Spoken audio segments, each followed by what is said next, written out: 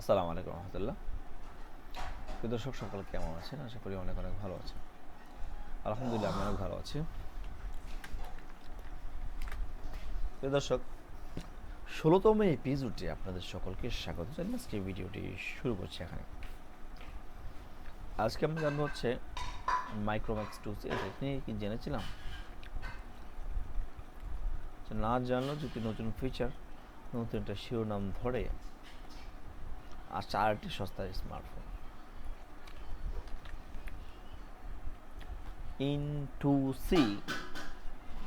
আচ্ছা, এটা কি ইন দেওয়ার কি আছে? মাইক্রোম্যাক্সের মতো আমি ইন পাচ্ছি না, আই পাচ্ছি এম এর পরে, এইটা পাচ্ছি না। আবার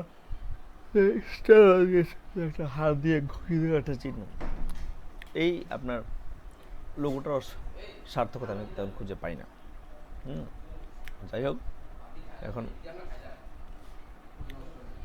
আমার বিশ্লেষণ তাদের কোম্পানির লোগো নয়, আমার বিশ্লেষণ অন্য কিছু হওয়ার কথা। তবে এটাতে যে যে ফিচারটা দিয়েছে আমি সেই বিষয়ে একটু বলবো।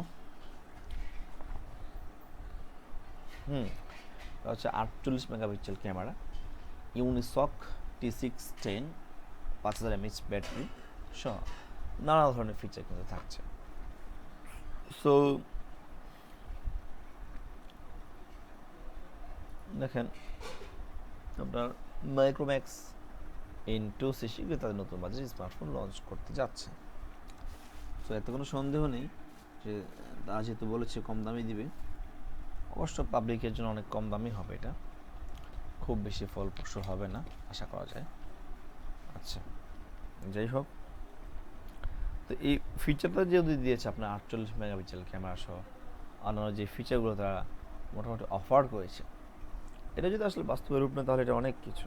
বিকজ অফ এত অল্প বাজেটে কিন্তু এত ভালো ফিচার সম্বলিত জিনিস পাওয়া যায় না, সেজন্য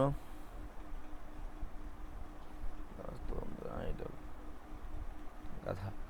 যাই হোক, শীঘ্রই তাদের নতুন বাজেট স্মার্টফোন লঞ্চ করতে প্রস্তুত। নাম থেকে বোঝা যাচ্ছে মাইক্রোম্যাক্স 2 হবে উত্তর দিকে। আসুন জেনে নিই কোম্পানি কয়েক মাসের মধ্যে স্মার্টফোন ইয়ারফোন লঞ্চ করেছে, নতুন ফোন সম্পর্কে কিছু তথ্য এবং টিপস্টার অভিষেক যাদব জানিয়েছেন মাইক্রোম্যাক্স এই মাসের শেষে মে মাসে নতুন ফোন লঞ্চ করতে যাচ্ছে।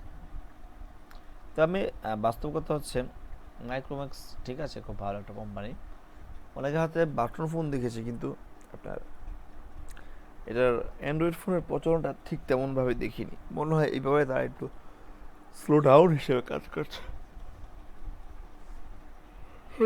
আসসালামু আলাইকুম রহমতুল্লাহ।